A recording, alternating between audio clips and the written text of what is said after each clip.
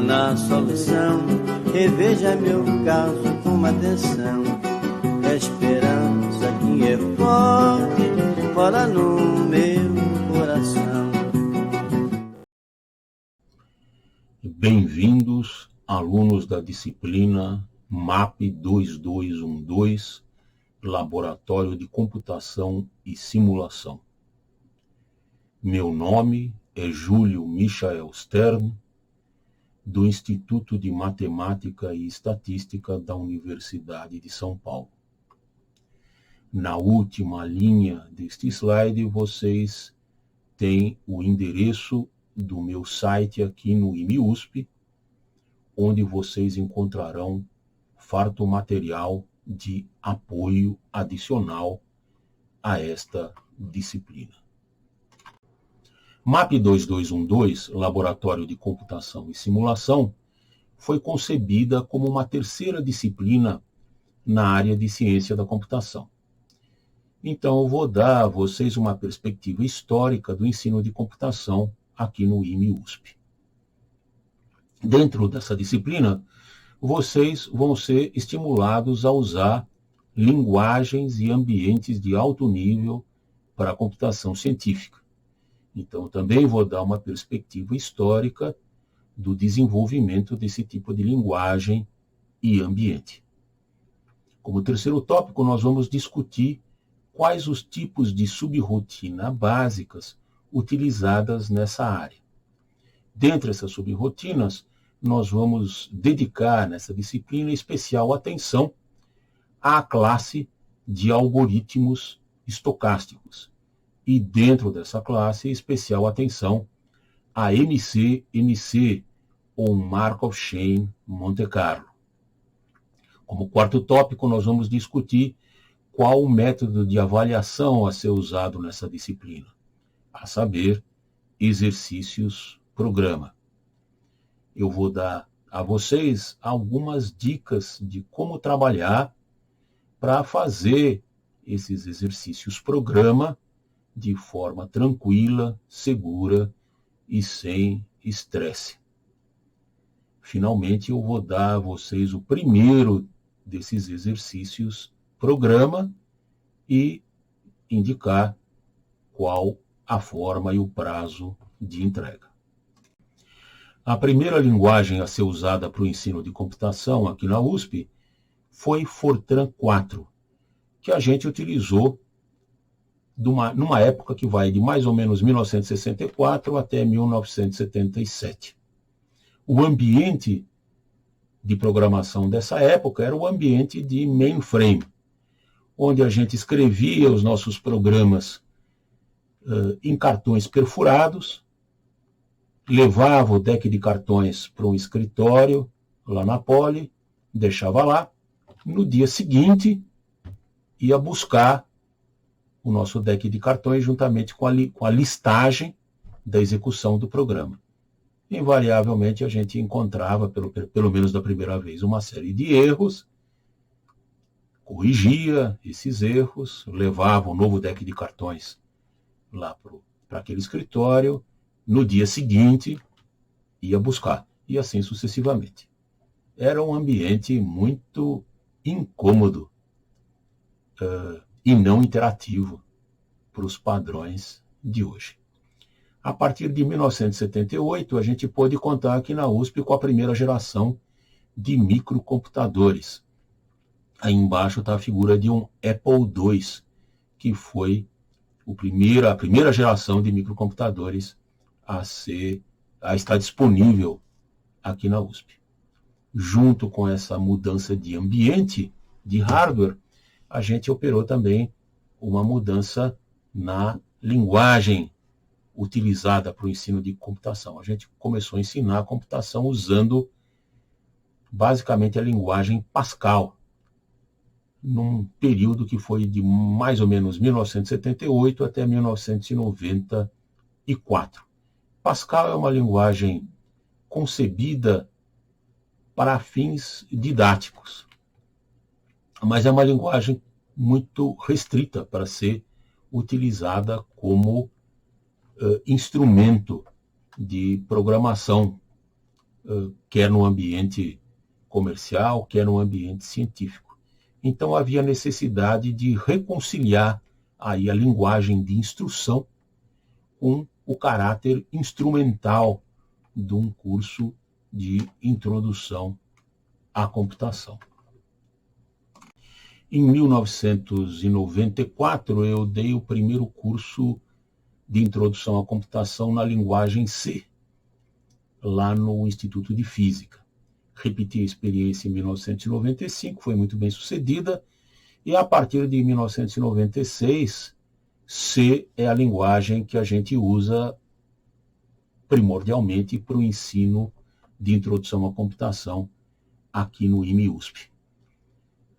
Preparei uma apostilinha, usando um trocadilho aí com a linguagem, eu chamei essa apostilinha de Vademecum. O departamento de computação preparou também um caderno de exercícios e esse foi o material básico de apoio usado para ensinar introdução à computação e linguagem C num período que vai mais ou menos de 1996 até 2008.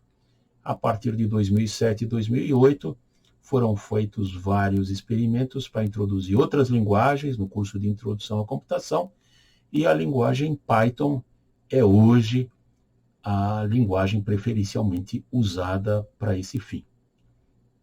No primeiro curso de introdução à computação, a gente também tenta ensinar alguns elementos básicos da arquitetura moderna de um computador, chamada arquitetura de von Neumann, e costuma usar um recurso desenvolvido pelo Donald Knuth no seu livro The Art of Computer Programming, de 1968, que é um pequeno computador hipotético, que a gente chamava aqui de HIPO, o Knuth chamava de MIX. Eu tenho até um simuladorzinho de uma versão do computador HIPO na minha página, dos velhos tempos em que eu ensinava essa disciplina. Na segunda disciplina de computação, chamada geralmente algoritmos e estruturas de dados ou algum nome parecido, a gente tenta introduzir 3 noções básicas. A primeira noção tem a ver com estruturas de dados um pouco mais complexas do que a gente viu no primeiro curso. Então, arrays, listas simplesmente ligadas, listas duplamente ligadas, árvores, grafos e estruturas desse tipo. A segunda noção é a noção de algoritmo, procedimentos básicos para eu operar sobre essas estruturas. Inserir um elemento nessa estrutura, remover um elemento dessa estrutura, ordenar dados guardados numa dessas estruturas, fundir, fazer o merge de 2 dessas estruturas, indexar os elementos numa dessa estrutura, etc. Finalmente, a gente introduz a noção de complexidade. Quanto me custa em tempo ou em operações de ponto flutuante, ou em operações de comparação, ou em operações de acesso à estrutura de dados, seja lá qual for a unidade que eu escolho para medir o meu custo, quanto me custa fazer uma dessas operações utilizando um certo algoritmo e uma certa estrutura. A gente vê que esse custo pode ser logarítmico em n é o tamanho da estrutura, ou pode ser linear em n, ou pode variar com uma potência de n, ou ser exponencial em n, etc. Essa é a terceira noção, a noção de complexidade que a gente introduz na segunda disciplina de computação. Historicamente, o papel da terceira disciplina de computação era ensinar os alunos a programar em linguagem de máquina, ou assembly, e noções relacionadas a compiladores, gramáticas formais, grafos, autômatos, etc. A gente ensinava os aspectos teóricos relacionados a esses tópicos e também ensinava os alunos a usar ferramentas como Lex e IAC para construir pequenos compiladores em linguagem C. Na minha opinião, esse tipo de conhecimento ainda é extremamente útil para um aluno do curso de ciência da computação. Mas para alunos de matemática aplicada ou de estatística, há coisas que podem ser muito mais importantes a aprender num terceiro curso de computação. O departamento de estatística tinha essa mesma percepção e em 2005, 2006 me procurou e me pediu que concebesse uma terceira disciplina de computação para seus alunos. Eu assim o fiz e a partir de 2007, MAP 2212 é a terceira disciplina no currículo ligada à área de ciência da computação para os alunos desses cursos. É importante lembrar que necessariamente existe um paralelismo entre o hardware, as ferramentas de cálculo que a gente tem à disposição, e os meios e métodos desenvolvidos por uma ciência aplicada. Afinal, não é possível a gente desenvolver uma metodologia para uma ciência aplicada que requeira cálculos que depois a gente não tenha capacidade de fazer.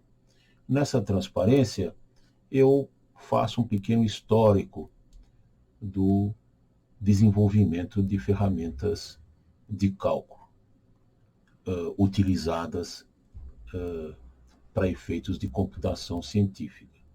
Mas para evitar que este primeiro vídeo se torne excessivamente longo, eu vou transferir esse material para um momento posterior.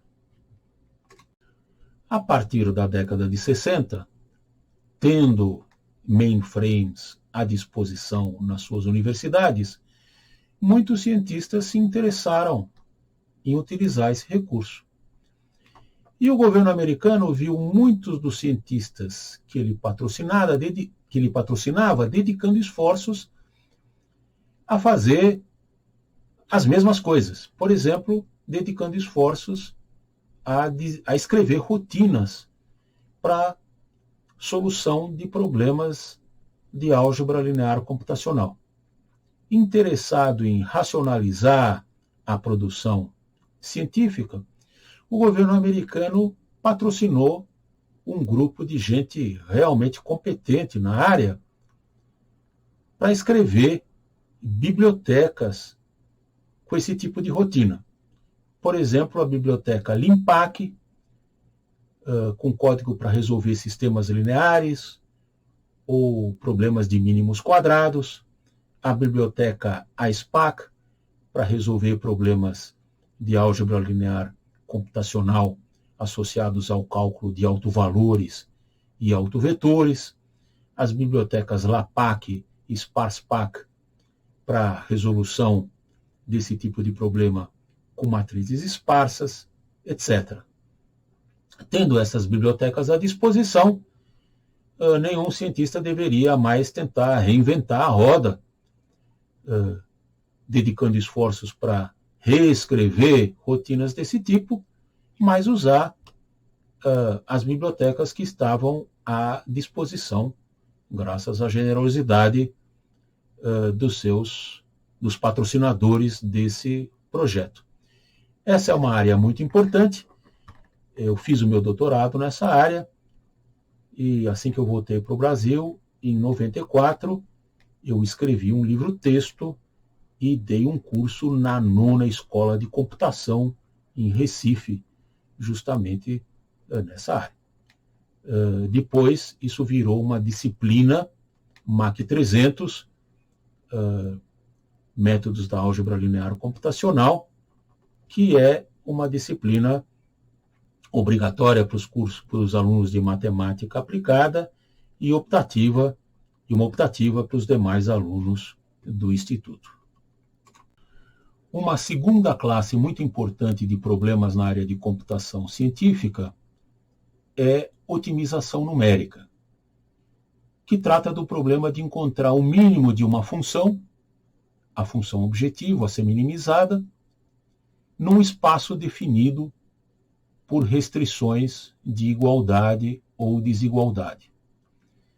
Tanto a função objetivo quanto as funções de restrição podem ser lineares ou não lineares, contínuas ou discretas. A primeira biblioteca a ser disponibilizada nessa área foi a biblioteca MinPAC, desenvolvida pelo Argonne National Lab na década de 70. Hoje, a gente tem uma meia dúzia de grupos, mundo afora, desenvolvendo softwares ou bibliotecas, rotinas de computação competitivas para problemas nessa área. Um desses grupos é liderado pelos pesquisadores Ernesto Birgen, aqui da USP, e o professor Mário Martínez, da Unicamp, que são responsáveis pelo projeto Tango, Trustable Algorithms for Non-Linear General Optimization. A sigla Tango aí se refere também à origem desses dois professores que nasceram na Argentina e depois adotaram o Brasil como sua pátria. Nessa área, a gente tem várias disciplinas oferecidas pelo Departamento de Computação e pelo Departamento de Matemática Aplicada, como as disciplinas MAC 315, Programação Linear, MAC 325, Otimização Combinatória, MAC 427, Programação Não Linear, e MAC 419, ou Métodos de Otimização em Finanças. Disciplinas que eu recomendo fortemente a todos os interessados.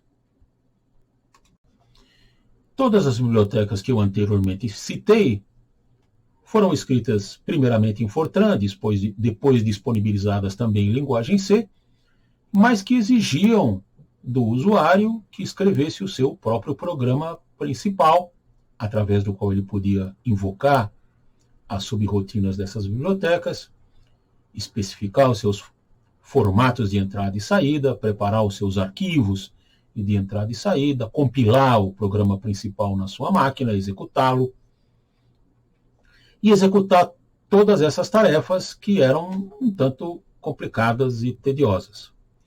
Isso motivou, a partir da década de 80, com a disponibilização de microcomputadores pessoais, vários desenvolvedores a desenvolver ambientes interativos nos quais essas bibliotecas pudessem ser invocadas através de linha de comando, de uma simples linha de comando nesses ambientes. Assim foi, por exemplo, o ambiente MATLAB, de Matrix Laboratory, desenvolvido pelo Clive Muller na Universidade do Novo México em 1981 e distribuído livremente entre os alunos dessa universidade ou a quem mais estivesse interessado. Esse projeto foi um grande sucesso, um sucesso tão grande que em 1985 foi criada uma empresa, MathWorks Incorporated, que a partir da versão 2 do MATLAB patenteou esse programa e fez valer vigorosamente os seus direitos exclusivos de comercialização e distribuição sobre esse programa. Na versão 2 do MATLAB, o programa era vendido a usuários interessados no mundo afora. Mas a partir da versão 4 a gente teve um segundo problema. A empresa adotou políticas de comercialização distintas para diferentes países do mundo. Eu, por exemplo, que detinha uma versão do MATLAB desde a versão 3, a partir da versão 4 tive que pagar pelo produto um preço distinto e muito maior do que um colega americano, e ainda fui sujeito a humilhante condição de, para usar o programa que eu comprei, a um preço maior, ter que obrigatoriamente ter na minha máquina um hard lock, que era uma peça que vinha encaixada na porta paralela, que é o equivalente hoje a uma porta USB, e servia como uma chave. Eu só podia usar o programa, a minha licença do programa, tendo essa peça de equipamento conectada à minha máquina. Todos esses comportamentos foram considerados muito antiéticos pela comunidade. E a MathWorks não foi a única a ter esse tipo de comportamento. Para evitar esse tipo de problema, foi criada uma licença especial para distribuição de programas que, em oposição às leis de copyright, foi denominada copyleft. Essa licença usava a própria lei de copyright para dizer que o detentor dos direitos de copyright de um determinado programa eram a comunidade inteira. Uma vez protegidos por esse tipo de licença, como a licença GNU, ninguém mais teria a possibilidade de reclamar para si direitos comerciais exclusivos sobre um programa. Foi desenvolvido o programa Octave, que é um programa compatível com o MATLAB, dentro dessa licença, pelo John Eaton, em 1994, e hoje esse programa esse ambiente, o Octave, está disponível a todos como software livre. A MathWorks tentou impedir o desenvolvimento e a comercialização desse programa, ameaçou com sanções financeiras e até mesmo prisão os desenvolvedores desse programa, mas perdeu todas essas batalhas judiciais e hoje o Octave está disponível sob licença GNU a todos os interessados. Eu vou falar um pouquinho mais sobre a licença GNU, porque esse é um tema muito importante, especialmente na área de computação científica. A licença GNU, ou General Public License, foi desenvolvida pelo Richard Stallman em 1989. Essa licença assegura em perpetuidade os direitos dos colaboradores de um projeto cooperativo de desenvolvimento. Esses usuários investiram muito no desenvolvimento desse programa ou desse ambiente e tem que ter os seus direitos garantidos. Dentro desse tipo de licença, tanto o código-fonte quanto os objetos são distribuídos livremente, o que assegura transparência e dá oportunidade de aprendizado a todos os usuários. Existem ainda aspectos de segurança ligados a você ter acesso ao código-fonte. Se você só tem acesso ao código-objeto, você não faz ideia de que surpresas a empresa responsável por esse produto pode ter plantado aí na sua máquina. Dada a história pregressa de comportamentos antiéticos por parte de empresas, eu relembro a vocês um velho ditado em inglês que diz assim: "Fool me once, shame on you. Fool me twice, shame on me." Quando você me engana a primeira vez, é uma vergonha o que você fez. Se eu te dou a oportunidade de você me enganar a segunda vez, a vergonha já recai sobre mim, porque eu fui um otário. Eu sei que eu estava ciente de que tipo de comportamento você era capaz e me submeti a isso pela segunda vez. Então, não sejam otários. Para tarefas importantes, cruciais na sua vida acadêmica, ou na sua vida científica, ou na sua vida comercial, não fique na dependência cega de terceiros. Use software livre. Um outro ambiente de alto nível e linguagem associada, usado principalmente na área de estatística, foi a linguagem S, desenvolvida pelo John Chambers no Bell Labs em 1976. Uma linguagem inspirada em linguagens de programação funcional, como a linguagem Scheme. Essa linguagem, esse ambiente, foi distribuído livremente pela Bell Labs, embora a Bell fosse a detentora dos direitos de copyright. Em 1988, uma empresa comercial, a Commercial Product for Statistical Science, adquiriu direitos comerciais sobre a linguagem S e passou a comercializar uma versão melhorada dessa linguagem, o S+. Nós tivemos aí uma repetição dos mesmos problemas que eu relatei para vocês com o MATLAB.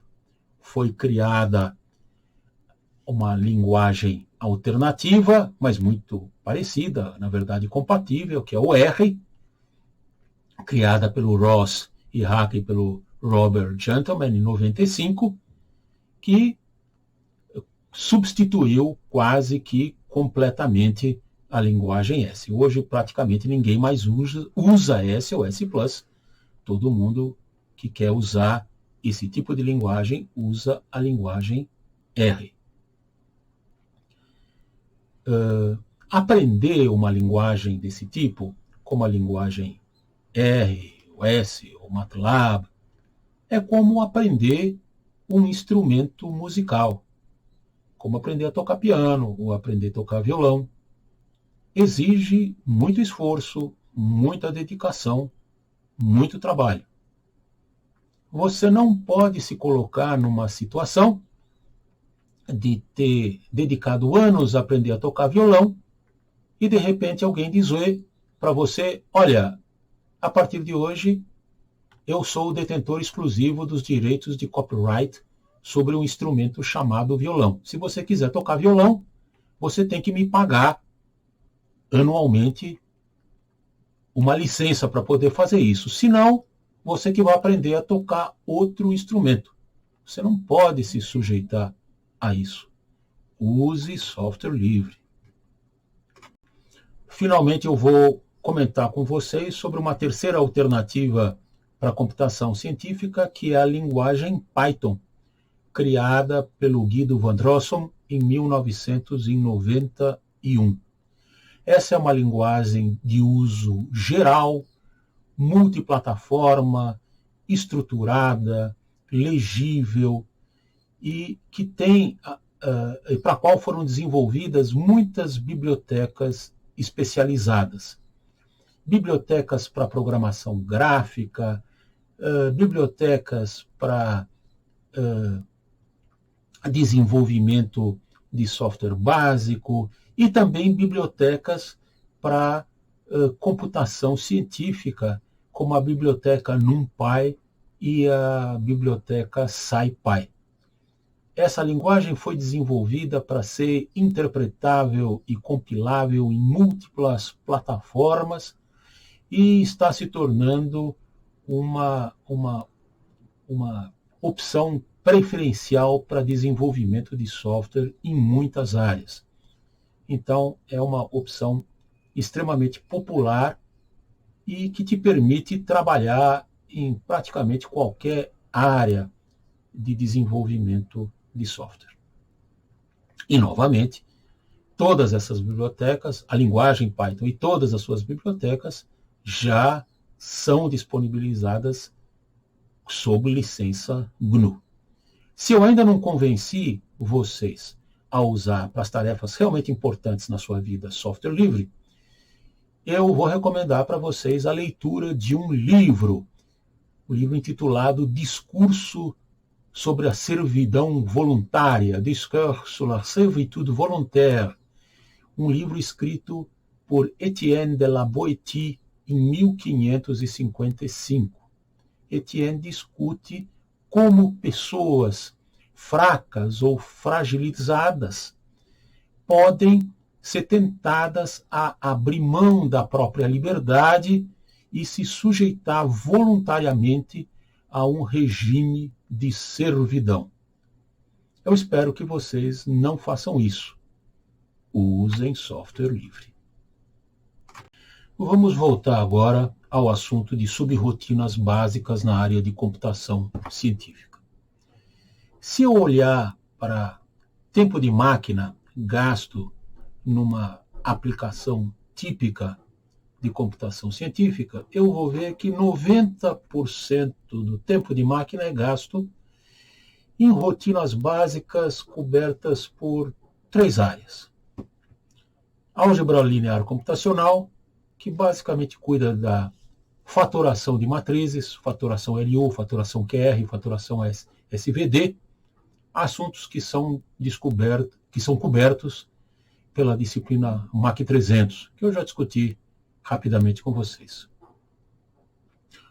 Um outro conjunto de subrrotinas básicas trata de otimização numérica, cobertos pelas disciplinas MAC 315, MAC 325, MAC 427, MAC 419, que eu também já rapidamente discuti com vocês. E o terceiro conjunto de rotinas tem a ver com integração numérica, integrar uma função f de x dx num domínio D. Para isso não é tão fácil desenvolver pacotes prontos, porque esses problemas são muito menos estruturados e o programa que eu tenho que desenvolver depende muito mais das minúcias da função f e da região de integração D. Essa integração pode ser de alta ou baixa dimensão. O que é alta dimensão?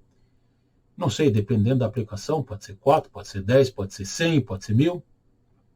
E a região de integração pode ser altamente irregular. Às vezes eu nem sei descrever de forma analítica a região D. Eu tenho apenas uma função indicadora t de x, que, dado um argumento x, me responde 0 ou 1, conforme o argumento x esteja dentro ou fora da região de integração. Um tipo de método muito útil para a solução numérica de problemas de integração são algoritmos estocásticos. Esse tipo de algoritmo se baseia num aparente paradoxo, que é o uso de números aleatórios, números gerados aleatoriamente, para resolver de forma aproximada um problema determinístico. Vamos considerar aqui um problema trivial. Vamos supor que eu não saiba o valor numérico da constante π. Eu sei que a área do círculo unitário é πr2, πr igual a 1, é π. O que eu posso fazer?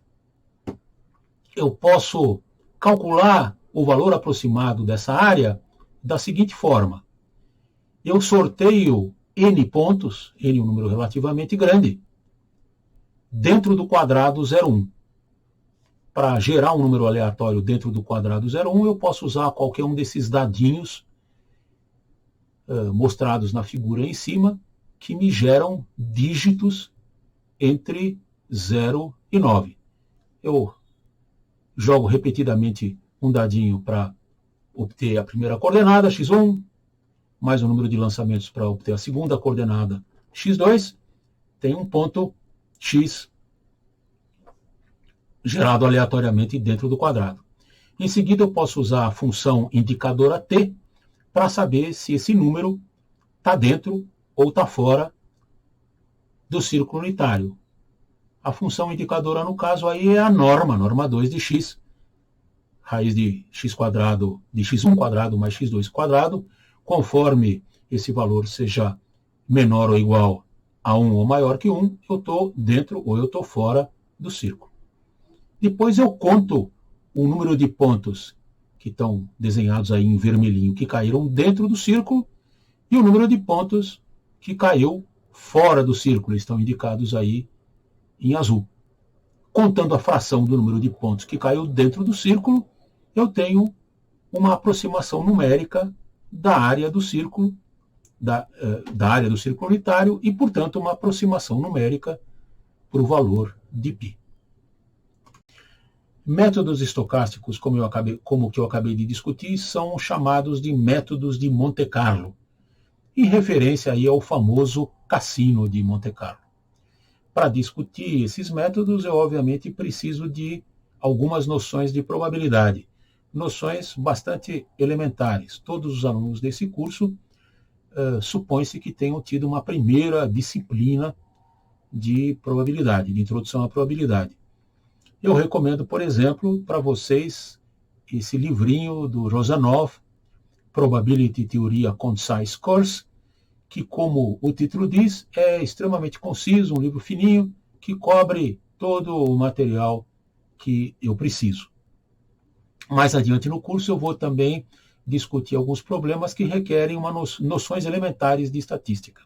Um livro introdutório de estatística que eu recomendo é o livro do De Groot, Probability and Statistics.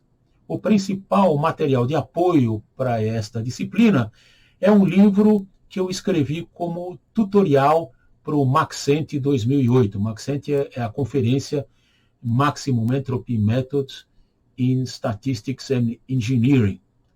Esse livro discute alguns problemas na área de fundamentos de estatística, que não é a tônica desse curso.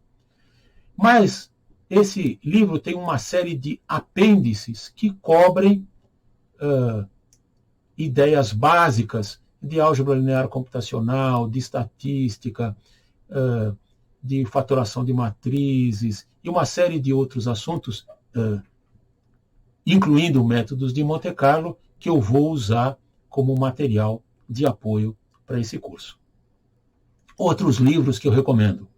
Já mencionei para vocês o livro do Hammersley e Hanscom, de 1964, que foi o primeiro livro disponível aí sobre o assunto de métodos de Monte Carlo.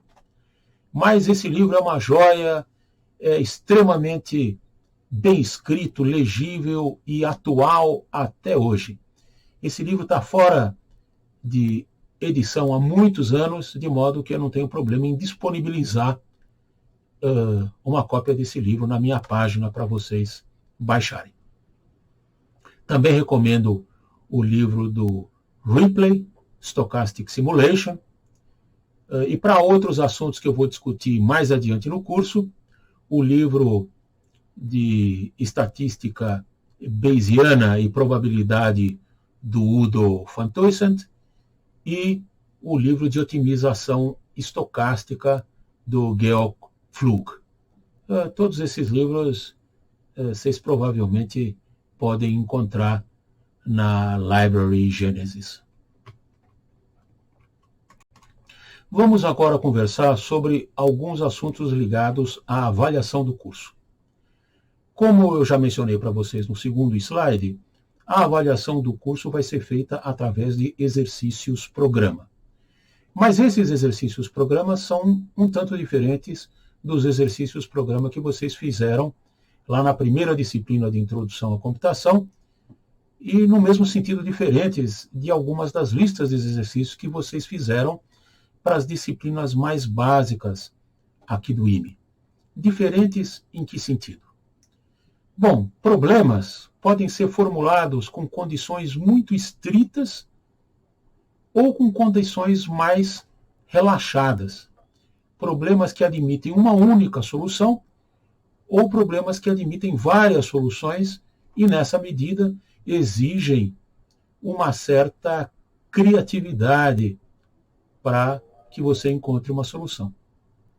Esse quebra-cabeças que está aí, que é muito bonitinho, ele admite uma única solução. Cada peça do quebra-cabeça tem o seu lugar determinado e não há outra forma de montar o quebra-cabeça que não seja essa que aí está. Este slide já mostra um outro tipo de brinquedo, o Mecano, que é um kit de armar para projetos mecânicos. Os projetos de montagem nesse brinquedo ainda são muito estruturados. As peças são padronizadas, as posições de encaixe das peças também são altamente padronizadas, mas você já tem muito mais liberdade do que no caso anterior. Se você quiser fazer o projeto de um pantógrafo ou de um traçador de lugares geométricos interessante, como está demonstrado aí na figura, o esquema básico de solução tem uma certa forma, mas você já tem uma certa liberdade de escolha de como exatamente você vai montar o seu aparato. Finalmente, como exemplos de problemas abertos, ou da solução de problemas abertos, eu apresento para vocês duas obras de arte. Um quadro do Marc Chagall, de 1950, e um quadro do Claude Monet, de 1899. Os problemas mais relevantes na vida, e também na ciência, se nos apresentam como problemas abertos. Aceite isso. As listas de exercício, ou os exercícios programa, que eu vou dar para vocês nesse curso, são também problemas muito mais abertos do que as típicas listas de exercício ou exercícios programa que vocês encontraram até agora. Eles são problemas muito menos especificados. Eles são problemas que admitem múltiplas soluções e que vão exigir de vocês uma certa criatividade, vão exigir que vocês façam escolhas de como montar uma solução que atenda às demandas especificadas no enunciado do problema. A título de conselho, alguns provérbios ou ditos da sabedoria popular. Quem não trabalha não come. Por outro lado, o boi se come aos bifes. Ou seja, cada tarefa que eu der a vocês vai exigir uma boa quantidade de trabalho. Mas não adianta tentar fazer esse trabalho todo na véspera da data de entrega. Distribua esse trabalho homogeneamente ao longo do tempo. Assim que eu der uma tarefa, vocês comecem a trabalhar, que até a data de entrega vocês vão ter o resultado, sem atribulação. Com trabalho e perseverança, tudo se alcança. Água mole em pedra dura, tanto bate até que fura. Loucura é fazer tudo igual e esperar um resultado diferente. Cada tarefa que eu der a vocês exige perseverança, exige você tentar resolver o problema até conseguir. Por outro lado, se você tentou resolver o problema de uma certa forma e está vendo que não dá certo, seja criativo. Procure uma outra forma de resolver o problema até encontrar uma que funcione. Quando o dom de menos se espera é que salta a lebre. As coisas boas vêm com o tempo, as melhores de repente. O amor ao trabalho aperfeiçoa a obra. A intuição não vem ao despreparado. Eu falei para vocês que a solução das tarefas que eu vou dar a vocês exigem uma certa criatividade. Por outro lado, os insights, os lampejos criativos que vocês devem ter para encontrar essas soluções não vêm de graça. Elas só vêm dentro do trabalho continuado de tentar resolver o problema. É assim que funciona. Finalmente, beleza e formosura não dão pão nem fartura. Por outro lado, a primeira impressão é a que fica. Se você me entregar um programa que não funciona, a sua nota é 0, não tem conversa. Por outro lado, mesmo que você, quando você me entrega uma tarefa que atende todas as especificações da demanda que eu fiz no enunciado do problema, me entregue esse trabalho de uma forma bonita, um relatório, todo EP deve ser acompanhado de um relatório, entregue esse relatório bem escrito, legível, fácil de entender e com uma boa apresentação, bonito. Esse tipo de habilidade, esse cuidado em fazer um trabalho bem feito e apresentá-lo bem, é algo que vai te ajudar ao longo de todo o seu futuro profissional. Eu garanto isso para você. Todos os relatórios preparados para essa disciplina devem ser obrigatoriamente feitos usando o editor de textos LaTeX. Esse editor de textos foi feito pelo Donald Knuth em 1978 e depois desenvolvido por uma série de outros colaboradores. Esse editor de texto foi feito visando outputs de alta qualidade gráfica para textos incorporando fórmulas ou equações matemáticas. Ao contrário do Word ou de alguns outros editores que vocês conhecem, que funcionam na forma WYSIWYG, what you see is what you get, esse é um editor em que você descreve o texto que você vai produzir quase que como numa linguagem de programação. Ele é um pouquinho mais chato de usar, mas a qualidade do texto final é incomparavelmente melhor. Essa família de softwares inclui também pacotes como TIX para elaboração de gráficos e outras ferramentas para incorporação de figuras.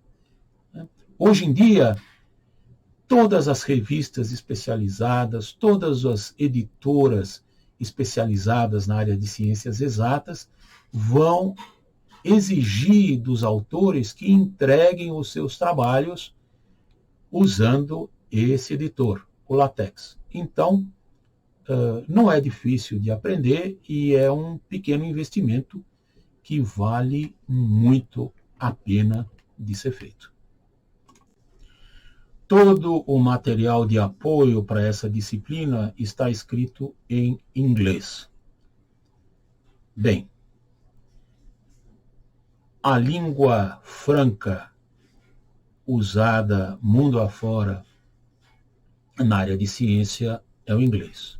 Toda época teve a sua língua franca. No mundo ocidental, a gente teve uma época em que o aramaico era a língua franca da civilização ocidental, depois a gente teve o grego, depois a gente teve o latim, com o eclipse europeu durante a Idade Média, o árabe passou a ser a língua franca para diálogo na área científica, depois a gente teve um breve renascimento do latim, depois línguas europeias modernas, como o francês, o alemão, o inglês, e a partir de 1945 o inglês se estabeleceu como a língua franca para diálogo mundo afora na área de ciência. Então, quanto antes vocês aprenderem a usar essa língua, melhor. Mesmo países com uma tradição científica muito maior do que o Brasil, como por exemplo a Itália, passaram a adotar o inglês como língua primeira para o ensino universitário. A primeira universidade moderna foi criada em Bolonha, em 1088. E a Itália, com toda essa tradição, aderiu ao Acordo de Bolonha, que permite o intercâmbio de estudantes entre os diversos países da comunidade europeia, intercâmbio que só é efetivo se o ensino for feito primordialmente numa língua que todos entendam, e essa língua é o inglês. Quando eu resolvi estudar no exterior, era muito mais difícil você ter acesso a línguas estrangeiras. Eu me lembro que eu comprei um rádio de ondas curtas, como esse mostrado aí na figura, para de noite poder ouvir programas transmitidos pela Voz da América ou pela BBC e acostumar o ouvido com a língua falada. Hoje, o acesso a material em língua inglesa é muito mais fácil. Aproveitem essa oportunidade e tratem de aprender bem o idioma inglês. Eu não tenho nenhuma preferência, nem política, nem cultural, por esse idioma, mas para fins práticos, se você quiser ter uma carreira de sucesso, saber bem inglês é uma condição sine qua non, é uma condição absolutamente necessária. Vamos então ao enunciado do primeiro exercício-programa. Esse exercício-programa deve ser feito usando a linguagem de programação Python e as bibliotecas NumPy e SciPy. E o relatório deve ser feito usando o ambiente LaTeX. Em primeiro lugar, use ou aprenda a usar a função rand, ou função semelhante para geração de números aleatórios, para gerar n pontos uniformemente distribuídos no quadrado unitário, o quadrado com coordenadas x e y indo de -1 até 1. Em seguida, use o método estocástico que eu descrevi durante a aula para estimar o valor de π.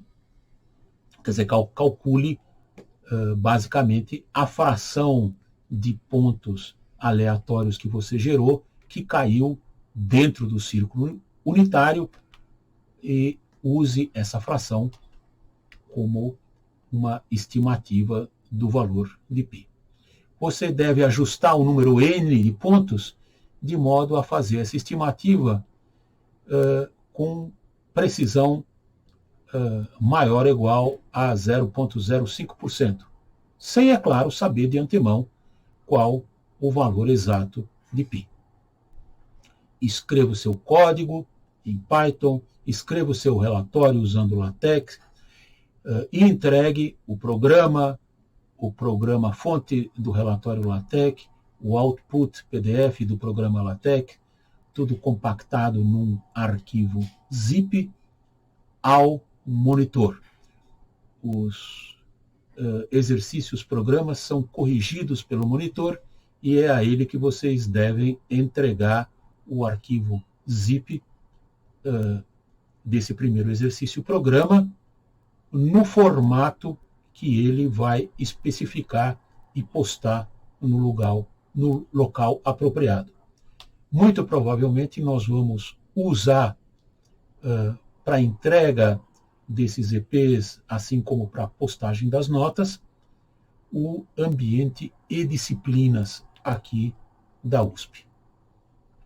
Você pode discutir as ideias de como fazer essa tarefa com os seus colegas, mas deve fazer sozinho o seu próprio programa e o seu próprio relatório. Boa sorte e tudo de bom. Finalmente, me cabe agradecer a todas as instituições que suportam as minhas atividades de ensino e pesquisa. A Universidade de São Paulo, o Instituto de Matemática e Estatística, a FAPESP, Fundação de Amparo à Pesquisa do Estado de São Paulo, e o CNPq, Conselho Nacional de Desenvolvimento Científico e Tecnológico. Quanto mais a gente ensina, mais aprende o que ensinou. Ea, ea, ea.